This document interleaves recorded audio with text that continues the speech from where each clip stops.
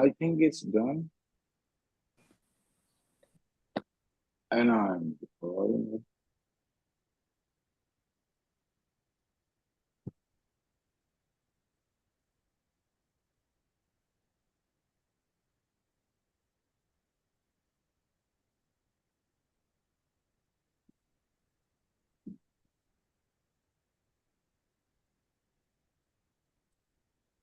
You can share it.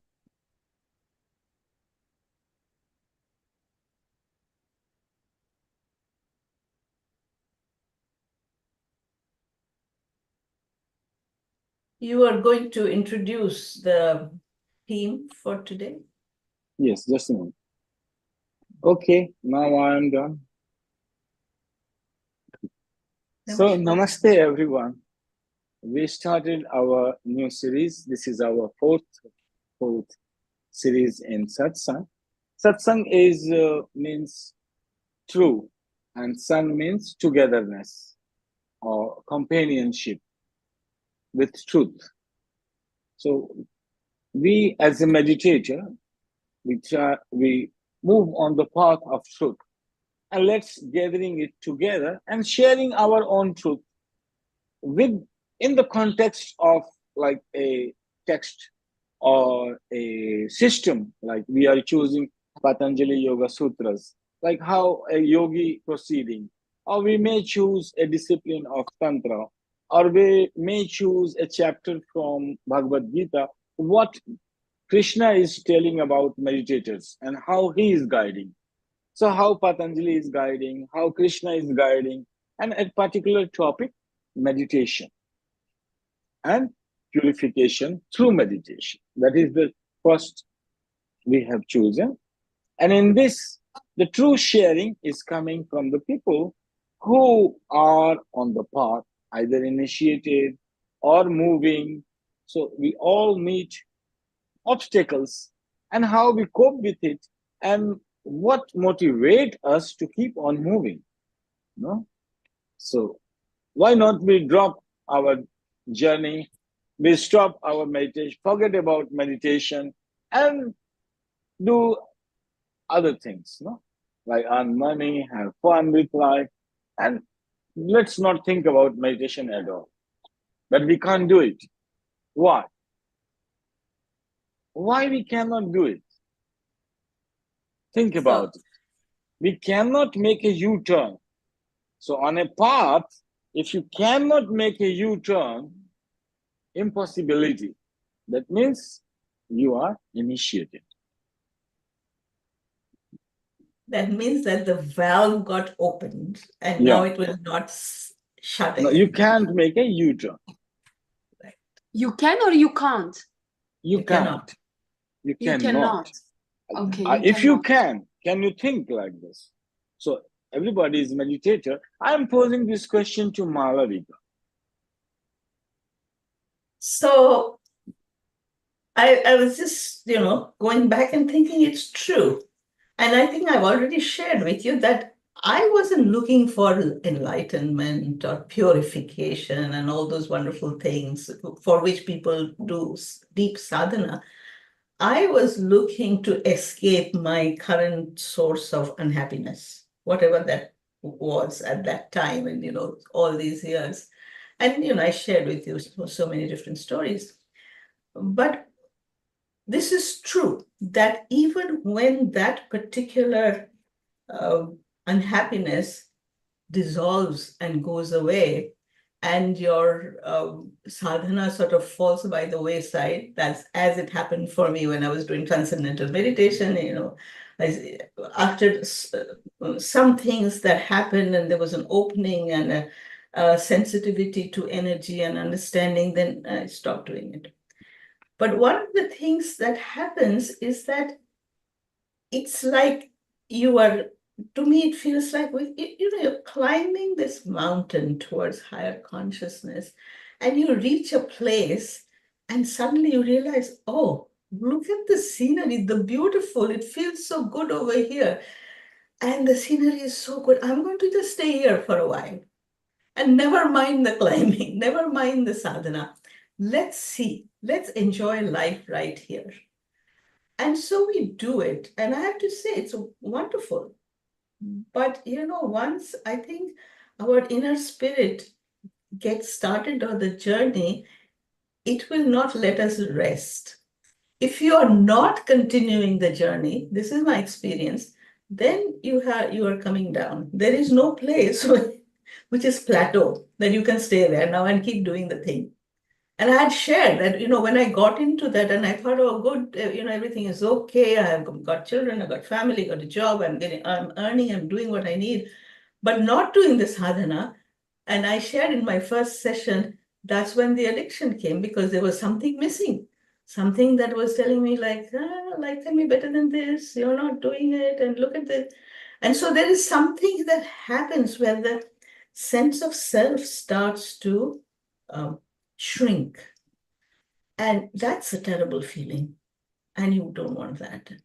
So at each stage, I felt that then I said, no, there has to be something. And fortunately, I also shared that there is this hand over your head, which says, okay, now you're ready to pay attention. All right, here is the book that you should read. Here is the person you should meet. Here is the sadhana you should learn and, get yourself initiated and start doing it. So that's how it has happened.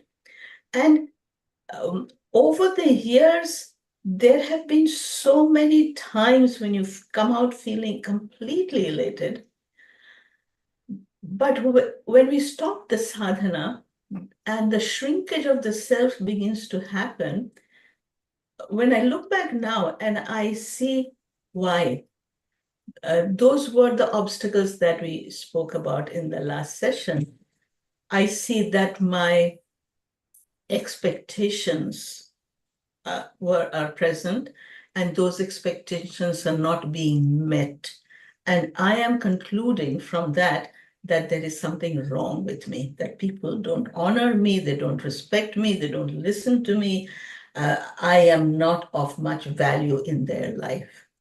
So somewhere in my mind, I had that if I am important to these people, then I'm somebody. If they're telling me that I'm not important by not meeting my expectations, then I'm a nobody.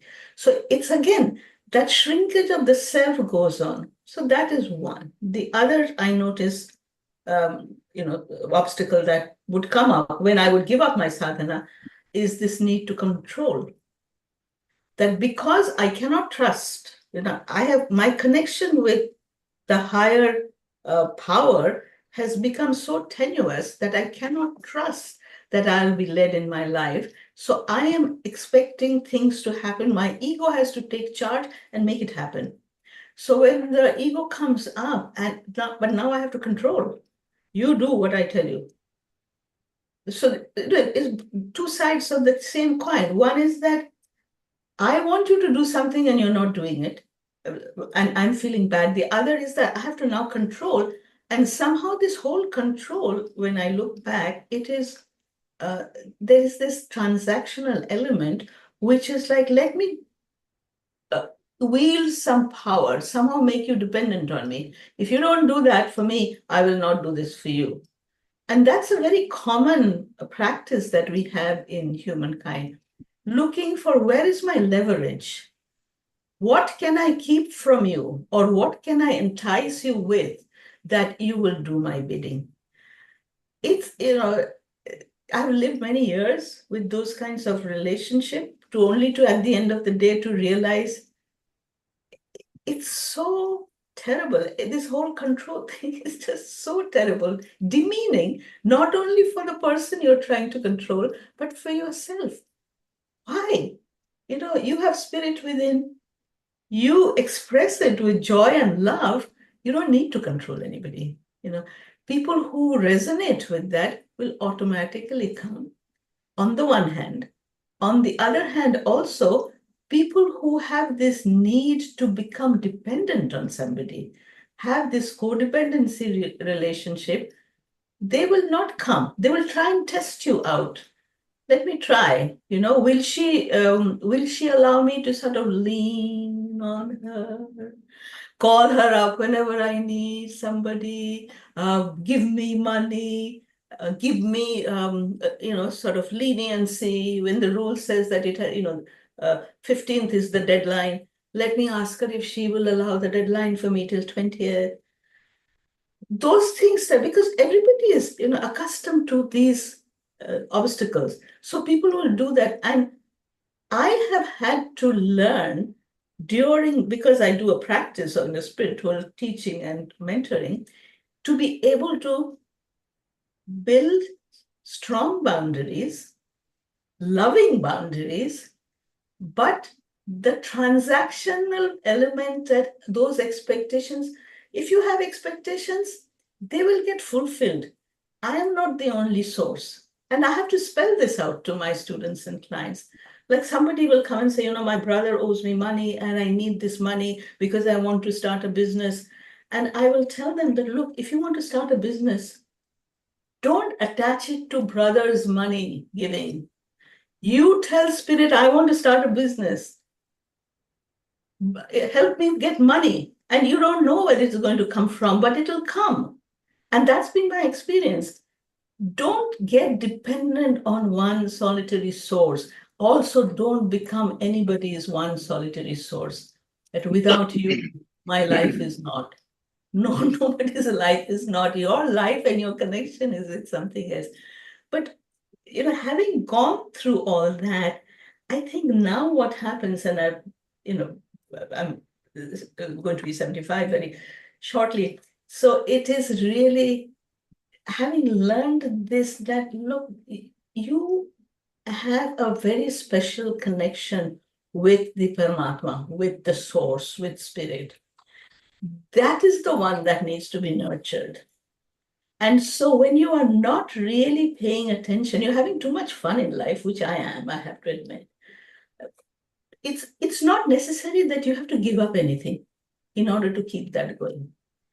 Because there is many pathways which will tell you, don't eat certain kind of foods because you have to purify your body. Don't, watch certain kinds of movies or read certain kinds of books because you have to purify your mind, or do this, do that, don't do this, don't do that.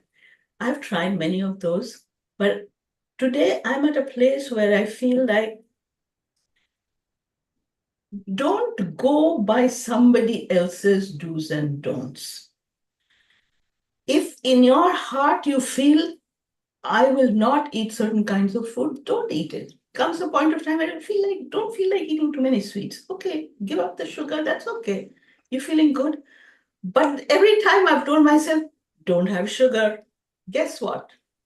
2 days maximum. After that, okay, that mithai is sitting there, I should have it just a little bit, not much. So unless the motivation comes from inside, it does not sustain. And having learned that, what I also have now realized, that when you need to get back into a practice of sadhana, again, renew it, you will know there is a signal. And for me, the signal is I start feeling restless. Life is getting dull. It's boring. It's too much of the same old, same old. There is nothing in my life which makes me want to spring out of bed in the morning and meet the day. When this feeling starts coming, I have also learned, okay, it's time for you to go and have a conversation with yourself, which is the Paramatma part of yourself. So just sit down, put out the question, I don't know. My mind cannot figure out what it's looking for. I need help here. Where will I find the help? And it's so amazing because I did share, I think, with the group that at one point of time when I was in a particularly state of depression, this is when COVID hit and all the social contacts went away, so many things went away, and I was so depressed. I couldn't walk. My knee completely seized up. And so I was sitting, day after day, I'm praying and saying, wait, I'm ready to curl up my toes and go away. I am, nothing to live for anymore. My body is failing on me. That's when Sri Niranjan called me up for my birthday to wish me. And I said, this is the wish that I want, that I want help on my knees. So, and between the two of us, we agreed that I will work for, I think for 6 months we did this training. It was very, very custom oriented, exactly what I needed. And we started with every day first, and then every other day, and then once a week for 6 months. And I tell you, he got me out of this. It didn't occur to me to reach out to him. He reached out to me just to wish me, and boom, the solution to that problem came, and I got out of that. And then something else came into my life which said, okay, you have a reason to live. So the point I'm trying to make is that if we learn to recognize the signal that comes from the body and the mind and the emotional place, where life force is starting to diminish, like, somebody is turning off the tap, that's when the solution will come from the outside, but the direction to that solution will always come from inside. So that is a part of the sadhana. You just sit and meditate. And what kind of meditation? I don't know what technique, etc. Many techniques have been learned and practiced, but now what I just do, I just put the question out there and I say, I need help. So show me the way. And then I just sit. Let the mind do. You watch the thoughts if you want to watch. You listen to the birds if you want to do that. Sometimes I will do Om chants just because it feels good. And then something will happen. Something will happen. Either idea will come from inside of me, or somebody will call up and say, hey, have you read this book? Or have you heard this person? Listen to this podcast. And it'll change. So the answer the question, what keeps you going? To that question, my answer is that as long as life is charming, as long as life is worth living, as long as life gives me this joy, happiness of just being here and meeting people, I think there is a motivation to always stay at a level where one can recognize the goodness of life, and one knows that when there is a shortage, the resources will come. Where it will come from, I never know. But I just have to ask. I just have to make sure that my heart is in the right place, that my intention is in the right place. And that thing that we started right in the beginning, so the fire in the belly, the desire is there, and there is a higher power, which is the Paramatma, that there is God, there is a bigger design over here, which is paying attention to me and my desire. And the third is a self-inquiry. Why am I feeling so disillusioned? Oh, because your body is not keeping up with you. So where is the answer? And the answer comes, go back to your Tao movements, the Shri movements in meditation, which you have learned, which I've learned from Shri Niranjan. And then there are other variations of it. Do it. And recently I started doing it about 2.5 months ago. Amazing. Your shoulders are now much more flexible. So the body starts responding. What is it responding to you? It is responding to my desire to continue living, because I'm enjoying life so much, because this opportunity to love new things, new people, new ideas, new knowledge, it's, limitless. At some point, I'm sure I'll say, okay, enough already. Let's go somewhere else. So that is my share. Thank you so much for listening. Okay, so now my turn. You might have related with her, Malavika. If I will speak in my way, may not relate, but relating. But I was listening to her challenge was coming, how you are learning to purify yourself. So the dynamics is, Malavika started to learn more in relationship and relating with the people. And in relating with the people, using the people, or recognizing that people are mirrors, reflection. This is the ego dynamics you can watch, no? And some also the question right and wrong. So anything which is pinching, painful, become wrong. Anything that is blissful, happiness, openness, creativity, she took it right. So a touchstone we also need. Am I doing right? Am I practicing right? Am I working right? No, the sadhak, the aspirant, always have this question: am I on the right track? Am I looking in the right direction? Am I? So this question mark only intelligent people can have. No, am I right? Putting question over your own intelligence is the sign of intelligent people.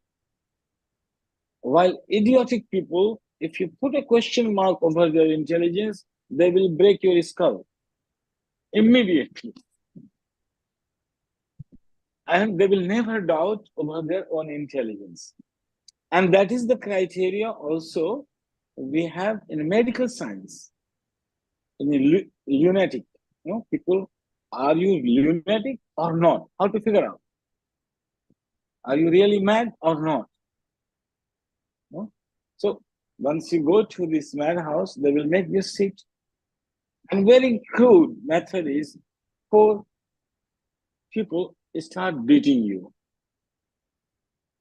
Just simply start beating you without any reason. And when the mad person asks, why you are beating me? They stop. He got cured. He counter-questioned over a phenomena that a painful phenomena is occurring to him. And he's not putting a question mark why it's happening to me, why I am in this painful situation. Means person is mad. He should be in mental asylum. Really, this is the criteria of intelligence. But the meditator is always growing in intelligence. Why? He's putting question mark. Am I right? He's doubting his own intelligence because it's the path in unknown. There is no known path that you did degree from MBA, learn some tricks in computer science, learn some pattern. Here what we have, techniques. Techniques. We are learning techniques. Somebody from breathing technique, somebody different techniques, but a sadhak must have in hand, in his suitcase, techniques. Yeah. In difficult situation. Well, Malavika said we come to a technique that I put a question mark and sit there. It's also a technique. You stumble upon it, find it, it happened to you, or you realize it, or it started just happening to you because you were just sitting every day half an hour for meditation. Slowly, you got a trick by yourself. So a meditator must have the techniques in hand. This is true. Sorry. Yes, please. Because indeed, I think it is, there are lots of techniques, and it is nice, it is so good to have that whole variety, because some days I will just say, today I'm just going to chant, do the meditation. Today I'll do the Om chant. Today I'm going to do the walking meditation, which in recent times I've been doing a lot. Just walk, mindful walking, not very far. But something happens when the body moves and the sound is created. And sometimes I'll put on music and just dance, free dance. Some chemistry, some alchemy takes place, which allows the greater intelligence to bubble up and then say, now do this. So you are absolutely right. It is good to have in your library all these techniques possibility, which you can pull out a card and use. Yes. Another thing, trust and doubt in the self, self-inquiry. That's the self-study. What we will do in self-study? We doubt our own intelligence and we say we are doing self-inquiry. Like whatever question comes to you, who are you? And we doubt it. I mean, no, it's not true. There must be something else about me that is fully true. So doubting our own intelligence, a sadhak, a meditator grows in intelligence and does not end up in mental asylum. So as a meditator point of view, the whole world will say it's a mental asylum. You don't need to, because nobody is doubting their intelligence. Everybody say, I'm right. And you are wrong. So as a meditator, this whole world is a mental asylum. And in this, we need to learn to be fully opposite of the psychology of the people and still finding a way to live in a blissful, creative direction of life. And anything painful There is happens. one other trap that I find that we have to be aware of, which is that when I'm in a place and I'm looking for a technique that will get me out of here, in me, there have been a tendency to imitate somebody. Somebody is doing this particular meditation, or somebody is taking this particular course and doing these techniques and finding relief. So let me do that also. But it doesn't last, it doesn't stick unless there is vibrationally, there is something in you which starts to resonate. So I know in my path, I can see multiple techniques I've tried for short periods of time and then said, no, this is not for me. So you have something to say. We have a proverb in Hindi. It says, Marta kya na karta. Means a person who is dying will follow any advice. If you give him. So, once we come to this kind of situation, when we feel, oh, I'm dying anyway, so any advice, let's do it. No, situation cannot be worse than this. So why not to try? This is one situation. We try something while we are dying. But once we get healthy, we forget about it. No? So a remedy which is going from healthy to healthier. Say the sadhak is not only finding remedies while the person is dying. In Corona, my goodness, so many medicines were coming in the market. Some lemon, some this, some anything, it was popping up. And people were following it. Why? They are dying anyway. So in the situation while we are dying anyway, we follow. Doesn't matter it's coming from Buddhism, it's coming from Jainism or from Christianity. Which direction remedy coming, nobody cares. People follow, save life. But the spiritual growth is once your life is saved and then you transcend the animal patterns. It's different. It's upliftment. So here, once what we follow in emergency is a different situation, but many times a disease becomes a blessing. You learn the technique, like Iyengar, now a big brand in yoga.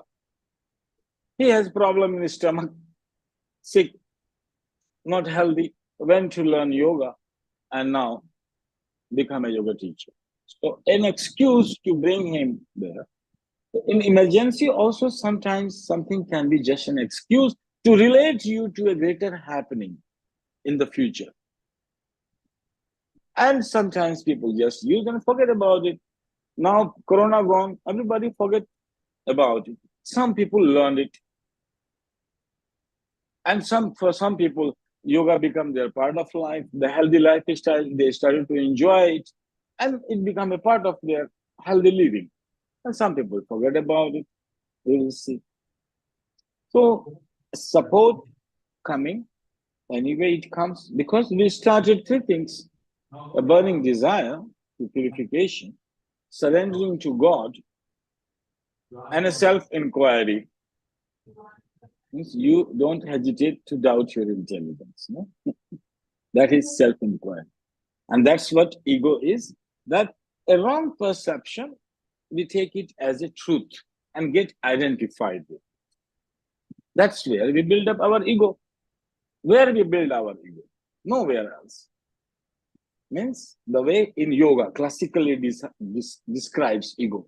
The classical definition in Patanjali Yoga Sutra means the observer gets identified with its own instrument of observation. You know, like you are looking and from microscope and you forget that, and you thought, I am a microscope. That's the only, this is how ego is defined in yoga.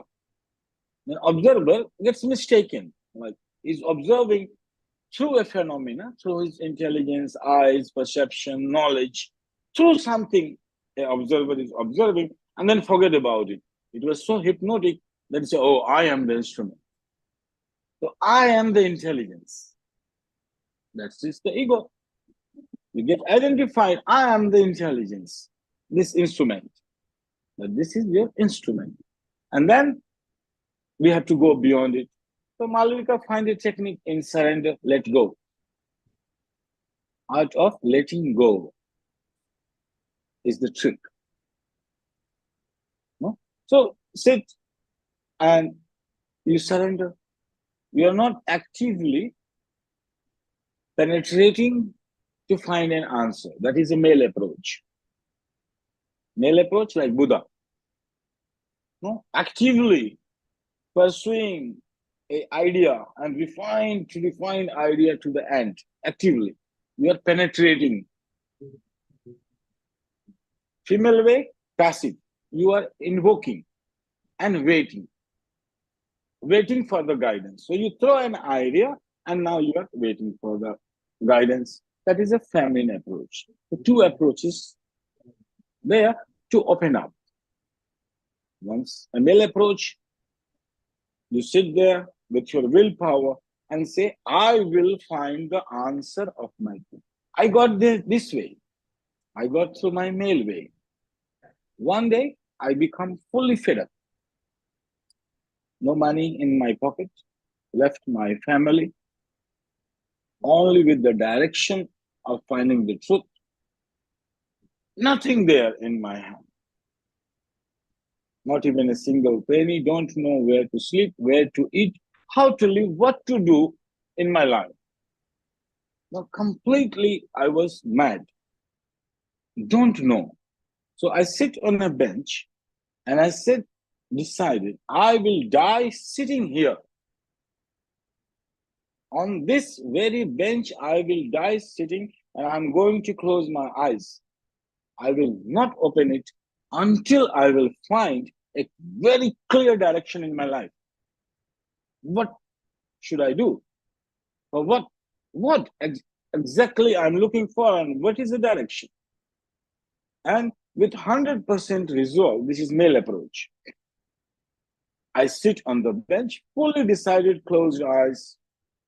Never ever these eyes will open if I will not get my answers. Now, and miracle happened. The moment I decided, I closed my eyes, all surrounding sound started to become blank.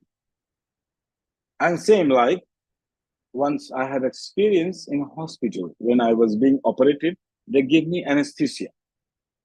And same thing happened that I can relate.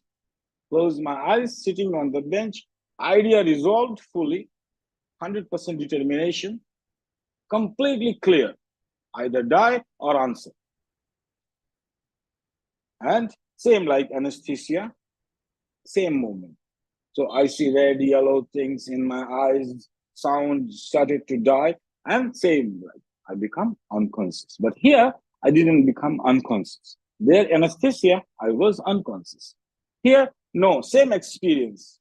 And everything dropped, zero. And there was no words, nothing. And I opened my eyes. And everything was clear. what I should do, where I should go, which person I should meet, what I should ask, where I should work, how I will live. Everything was crystal clear. No words were spoken, but nothing was clear. The moment eyes opened and the idea, first thought, made it very clear what to do. At that time, I was young, teenager, 20, in my 20s. So this was my approach, male approach, and that is a feminine approach, invocation. So desire and right and wrong, very simple way. It's not a yogic discrimination of right and wrong, but in a tantric way, we say yes. If you are right, you are more blissful, open. We have criteria here: friendliness, compassion, joyfulness, and indifference. 4 qualities of a yogi and a right path. We harness 4 qualities. That is classical definition: friendliness, compassion, joyfulness, and indifference to that which is not virtue. The 4 qualities of a meditator develops during the path. But non-classically, what she is saying, she got the right and wrong. So, knowing what is right, what is wrong, is the real knowledge. Doubting your own intelligence, don't think you are stupid. That's the only way to wake up. People who don't doubt their own intelligence, they never wake up. They keep on dreaming. They never doubt the dream.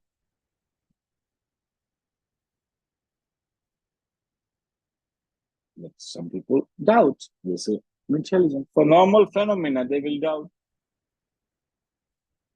And become a great phenomena for them to think about it.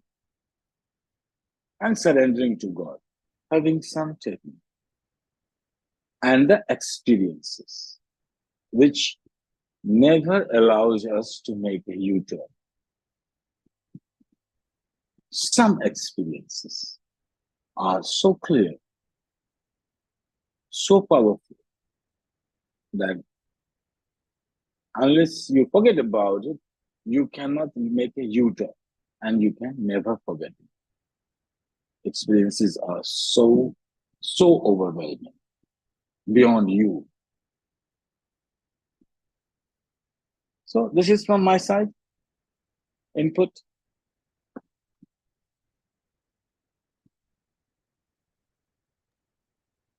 Thank you. I have a request. I need to leave. Okay. So anyway, we are almost 1 hour completed, 7:52.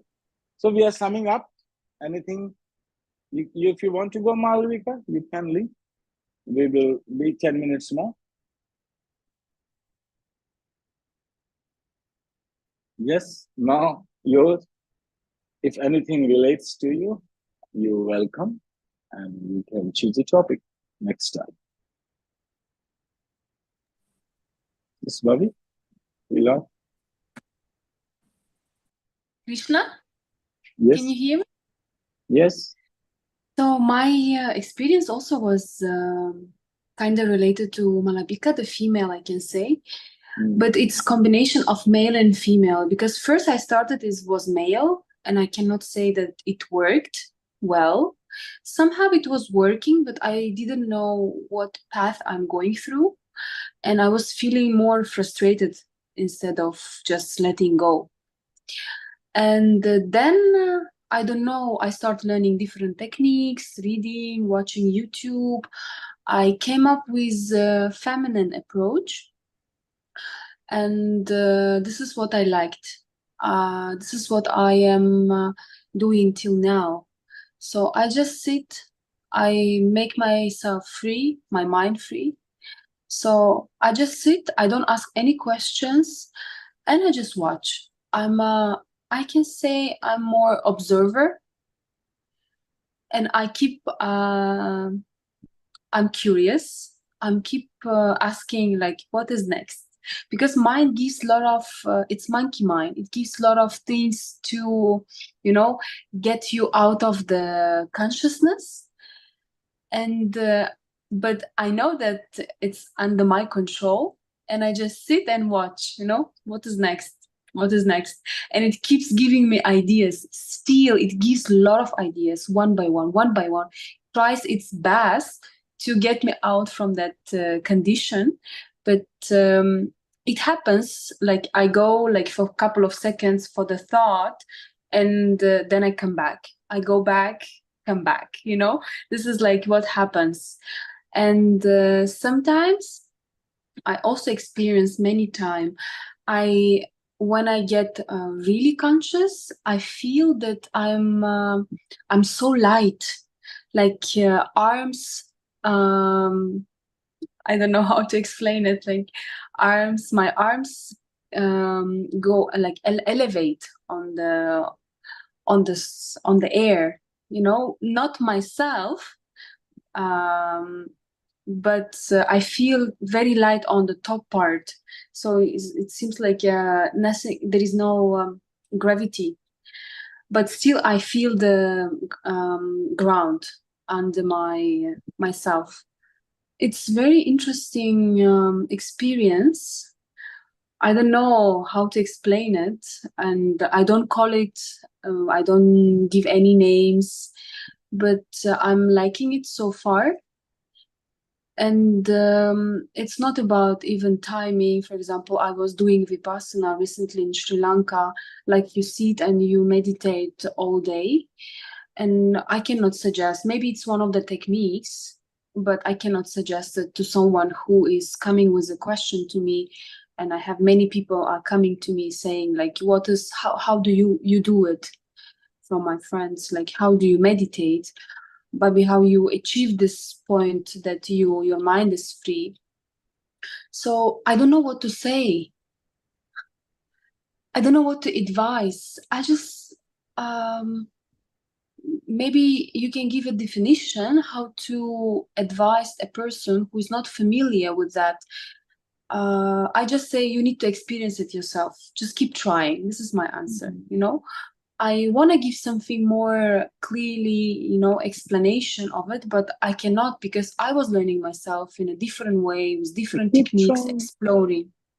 Keep trying is the best way. You are motivating them to become American. Keep trying, American. No? Yeah, this is what I say. Keep trying, and one day you will reach it, you know. So this is American way is the best way. Keep trying. Never give up. But it's amazing. When I feel overwhelmed, when I feel stress is my first enemy, and well, of course we are living in a surrounding, we work, we meet different people, we talk to different people. Sometimes you have some misunderstanding even with close people, you know, friends and the family. The only way for me to settle is meditation. If something happens to me, I just go to my room, I sit, and half an hour, 15 minutes, 5 minutes even, when I don't have enough time. So even I can just do meditation walking. I just go out to walk, and I walk in the park doing circles, you know, same path, circles, and a lot of people around, but I don't even pay attention. I'm just on my own, you know, way, and I just keep walking and meditating. I really do different kind of stuff, like techniques, as Malabika also mentioned. Dancing, for example, when the energy is very high, so I prefer dancing. When its energy is very low, I prefer walking. When it's so, you know, like in the middle pace, I like just to sit in a room where is no one, and meditate. So it depends on the situation in my life and my experience, what I'm going through. But so far it was, the best. But still there is, doubt, not about the meditation, but about life situations. I still want to get an answer, but I cannot reach to that point even through the meditation. And I keep asking myself, or the power, energy, whatever we call it, like I receive so many insights, but why this important question is ignoring? It's like it seems like for me ignorance from the side of the energy. I really want to get it. Maybe it's like a man approach. Yeah, I really want to get an answer, but it's not given to me. I still keep asking what I can do. But so far, nothing. I get so many insights for small details like beginnings, work, something I need to get. I just sit. Stuck.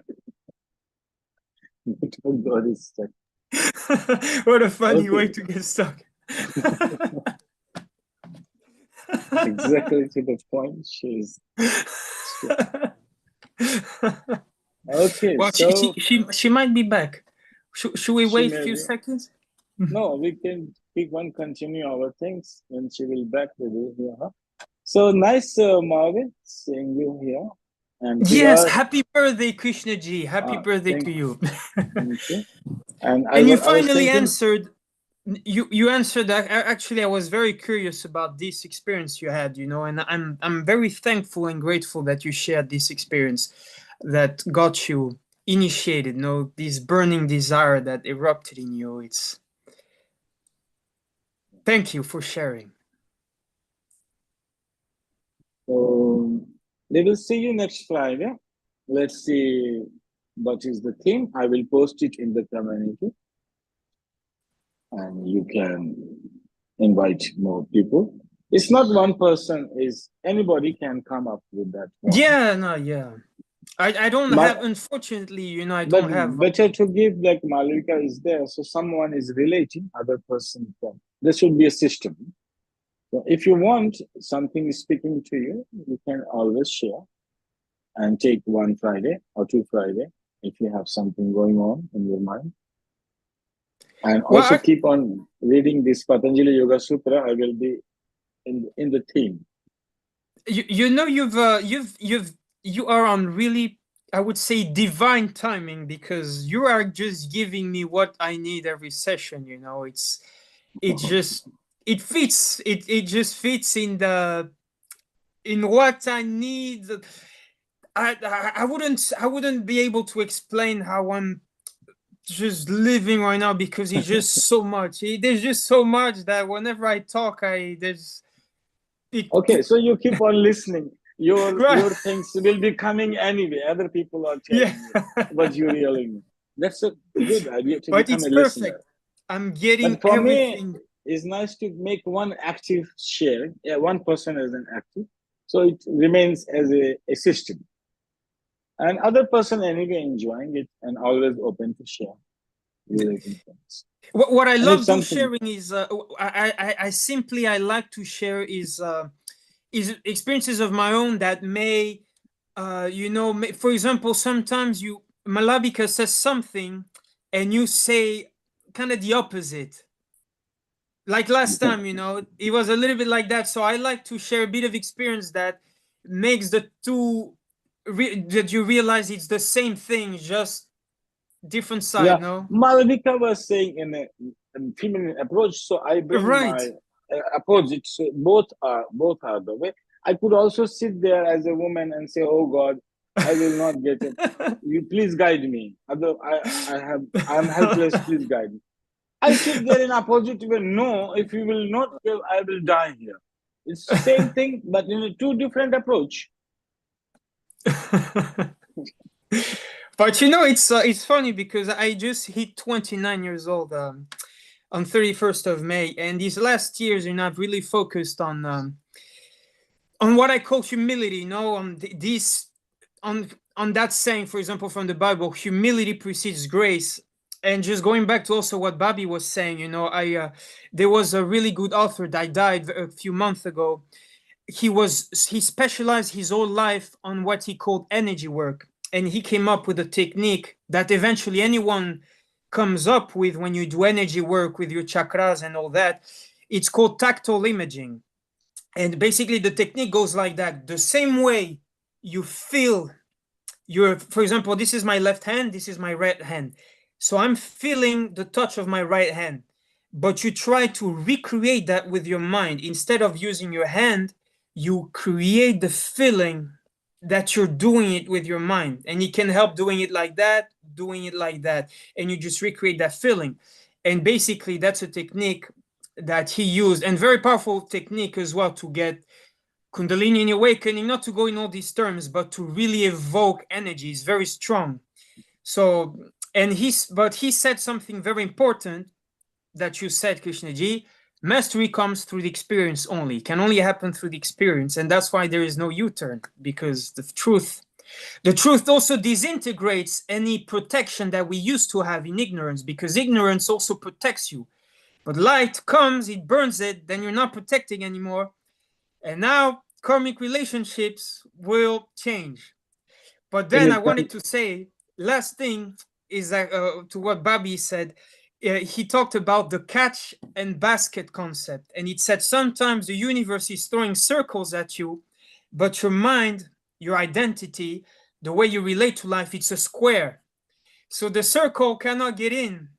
So, and that's why, you know, I was saying, I've been looking for humility because, as you also said last time, Krishnaji, a meditator must be able to go back to zero at any time. You know, always be able to recreate yourself, recreate the ego, recreate the identity, how you relate. And you also said something very important when you said the qualities of a yogi. You said compassion, joyfulness. There was another one, but you said indifference. Cleanliness. Yeah, and the difference to what is not worshipped. And one must learn, I realize that through the experience, how we relate to the world, so that how can we use our emotional system to push us on the path that is chosen for us. And, you know, I always joke about pain and suffering, but that's also why it's very important to have an understanding of the importance of feeling pain or suffering in your life, so that it can also push you. If you have a certain belief system that, oh, I need to do this, if I don't do it, it's wrong. The fact that you don't do it, it's a high expectation, but the fact of not doing it, I like to say it is very vulgar, but it's going to burn your ass. The fact that you don't do it, it's like, oh, this morning I didn't wake up for my practice, and the whole day is burning my ass, you know. I'm in suffering. I'm like, man, I didn't wake up this morning. I need to do something about it. But if I didn't have this kind of, let's call it slight suffering because of this created emotional and mental system of attached to this idea, then it would also not push myself to do what is needed. But that is both ways, right? That can be, that sometimes yes, that sometimes no, right? So that is up to anyone to find out. So that's what I nice want talking to you. Pilar, you have something? Next week, I have the thing. We are working on yoga in action. Our theme is going yoga in action. So next time, maybe I will bring from, there is meditation, one chapter given by Lord Krishna, no, to Arjuna, chapter 6, which is fully on meditation. So I will also bring Krishna point of view, yoga in action. This is from Patanjali point of view. Maybe next Friday. Yes, Pilar. We are listening. I'm very happy to be with you again. And I want to say that for me, the meditation has been the most important thing in my life. I am a psychotherapist, and I always say to my clients, if you only meditate, remember, I don't speak very good the English, but I'm trying to do it. I say to my clients, if you only meditate, you will not come to pay to me the therapist session or the therapy session. And I am saying something strange when I am a therapist, but I know that because I did lot of things, and when I met the meditation, my life changed. And now when I am in a trouble with some problems or conflicts, I only do that. I meditate every day. I cannot go out of my house if I don't meditate. For me, it's very, very important, the most important in my life. So I meditate every day. But when I am in a conflict, I do that, what you are saying, what Malavika said, sit down and something comes to me, and the peace that I feel make me to have better actions, because when I am very perturbed, I don't know the word, very mad, I always do not good things or bad things, no? So for me, it's very important. I was always in my past time. Now I am 67 years old, and when I was young, I was always praying, God, do that, God, I beg you to make my son do this, and my husband loves me, and make that and that. And I was always begging to God to do exactly what I was needing. And the life came to me, the addictions of my son, and it was terrible for me. We made lot of things to make he was better, but nothing happened. But he went to India because he was lost, and he said, only pay me the bill to go to India. Okay, my husband and me said, okay, he's lost, so we can do that. And he went to India, and he changed the most I have seen. But he went only for 6 months, and it's 1 year, and I say, what is happening with this guy? He's not coming back. And I went to India to see my son, and I saw a different guy. He was other person, and I said, what are you doing? And he bring me to a meditation, and I say, I felt something different, and in this moment I engage with meditation, and from this time to now is my practice, my sadhana. So thank you, guys. I don't know if you understand me, but no, we understand. We understand very nicely. Yeah, and thank you Yes, for the power of sharing. love. Thank you for sharing. Of I course, The guess- I moral. understand, Yes. Pilar. Pilar. Amazing experience. Thank you. Thank you, Bobby. Thank you, So see you Marty. next Friday. Thank you, And we will Guruji. listen Next- each other a story and we keep on moving. So next Friday, I will bring yoga in action from the point of view of Krishna. This is Okay. Patanjali point of view. So, and let's see if something resonates with you, you can share. And I will also bring if something reminds me, connects with the past experience. Sounds Like- very good. Yeah, Sounds it good. was relevant with Malavika to make it complete that experience can happen both way, male way and feminine. We can meditate both way, as a man and as a woman. Never mind, yeah.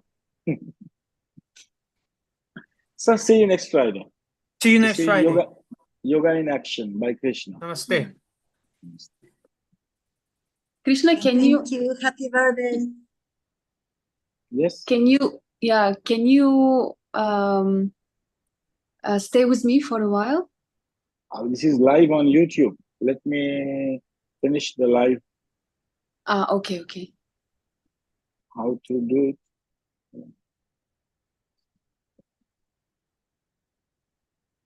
How